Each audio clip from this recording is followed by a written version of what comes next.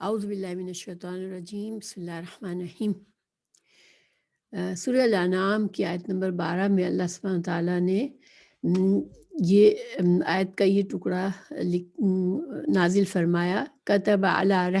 نفسہ الرحمہ، اللہ نے مہربانی فرمانا اپنے اوپر لازم فرما لیا ہے۔ تو یہ جو ہے یہ آیات سورہ الانعام مکی سورہ ہے، اور اس میں زیادہ تر جو اس کے مخاطب ہیں وہ مکہ کے جو مشرکین تھے وہ ہیں۔ تو چونکہ ان لوگوں نے اللہ کے پیارے رسول صلی اللہ علیہ وسلم پر اور مسلمانوں پر بہت زیادہ زیادتیاں کیں، اور اسلام کے خلاف انہوں نے جنگ کی، اللہ سبحانہ تعالیٰ کے پیغام کو مکمل طور پر انکار کیا اور اپنی نافرمانی پر اڑے رہے، اور ان کو بہت غرور تھا کہ ہماری طاقت اتنی ہے، اور پھر ہم جو کچھ بھی کر رہے ہیں ہمیں اللہ سبحانہ تعالیٰ پکڑتے نہیں ہیں، تو اس وجہ سے ہم جو ہیں وہ ہمیں کوئی پکڑنے والا نہیں ہے۔ تو اس پر اللہ سبحانہ تعالیٰ نے یہ آیت فرمائی تھی، لیکن اس کا اطلاق، اس آیت کا اطلاق ہم سب پر ہوتا ہے، ہمیشہ ہوتا رہے گا۔ اللہ تعالیٰ نے انسانوں کو پیدا فرمایا اور دنیا میں اختیار دیا کہ وہ کون سے راستے کو چوز کرتے، ہدایت کے راستے کو یا گمراہی کے راستے کو۔ تو یہاں پر اگر ہم اس پر غور کریں کہ انسان دنیا میں بہت کم اس بات پر غور کرتا ہے کہ میں اللہ کا بندہ ہوں، اور جب اس کو فوراً اللہ کی پکڑ نہیں آتی تو وہ اپنے گمراہیوں میں، اپنے نافرمانی میں بڑھتا چلا جاتا ہے۔ تو انشاءاللہ اس پر ہم تھوڑا سا غور و فکر کرتے ہیں۔ بخاری میں حدیث آتی ہے کہ رسول اللہ صلی اللہ علیہ وسلم نے فرمایا، جب اللہ تعالیٰ نے مخلوق کو پیدا فرمایا تو عرش پر یہ لکھ دیا، ان رحمتی تغلب غضبی، کہ یقیناً میری رحمت میرے غضب پر غالب ہے۔ ٹھیک ہے، تو یہ رحمت جو ہے اسی وجہ سے، یہ رحمت اللہ کی ہے جس کی وجہ سے کیا ہو رہا ہے دنیا میں کہ اللہ تعالیٰ نے سب سے پہلے بندوں کو، اللہ جب پیدا کرتا ہے تو ان کو فطرت سلیم دے کر پیدا کرتا ہے۔ اللہ تعالیٰ کسی بندے کو کافر نہیں پیدا کرتا، ٹھیک ہے، اللہ ہر بندے کو ایک اچھا دل دے کے پیدا کرتا ہے۔ اس کی فطرت میں یہ نالج ہوتی ہے کہ میرا بنانے والا اللہ ہے، اور یہ نالج کہاں سے آتی ہے آپ لوگوں کو اندازہ ہوگا، ایک ہے وعدہ الست، ٹھیک ہے، الست کا جو وعدہ تھا اللہ نے روحوں سے لیا تھا، تو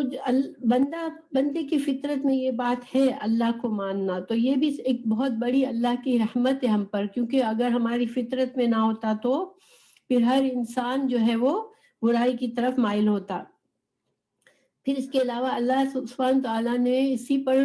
چھوڑ نہیں دیا، بلکہ اپنا تعارف کرایا، اللہ تعالیٰ نے رسولوں کو بھیجا دنیا میں، اور اپنی توحید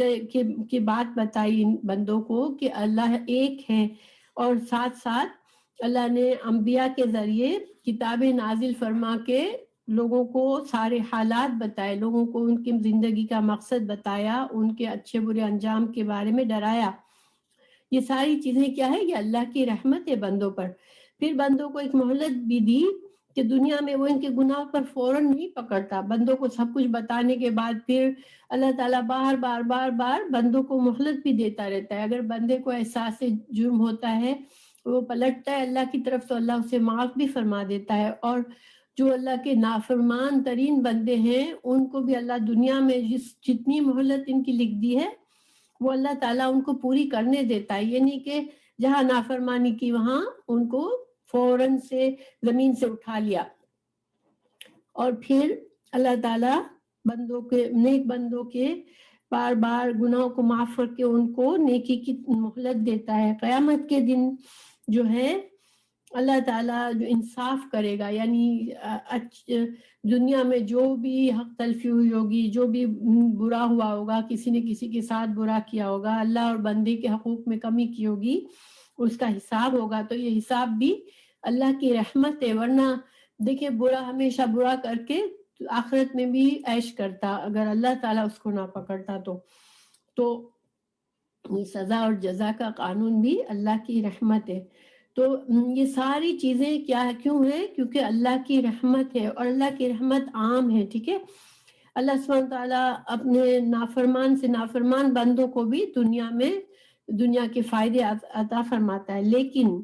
اللہ کی یہ رحمت جو ہے وہ رحمت عام اس دنیا کے لیے، آخرت میں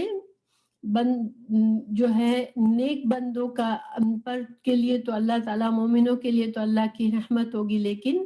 کافروں کے لیے غضب ہوگا، اللہ بہت غضبناک ہوگا۔ اسی لیے اللہ نے قرآن میں جو اپنے غضب کی صفت بیان فرمائی ہے، تو اس کا مقصد یہی ہے کہ ایسا نہیں کہ صرف ہر کوئی بس بچتا ہی رہے گا، نہیں، گناہ ملے گا اور پکڑا بھی جائے گا۔ تو اللہ سبحانہ تعالیٰ نے اس کی اپنی جو رحمت مومنوں کے لیے خاص ہے، اس کی دلیل قرآن میں دی ہے۔ تو اللہ تعالیٰ نے فرمایا سورہ اعراف 156 میں، وَرَحْمَتِي وَسِعَتْ كُلَّ شَيْءٍ فَسَأَكْتُبُهَا لِلَّذِينَ يَتَّقُونَ وَيُؤْتُونَ الزَّكَاةَ وَالَّذِينَ هُمْ بِآيَاتِنَا يُؤْمِنُونَ۔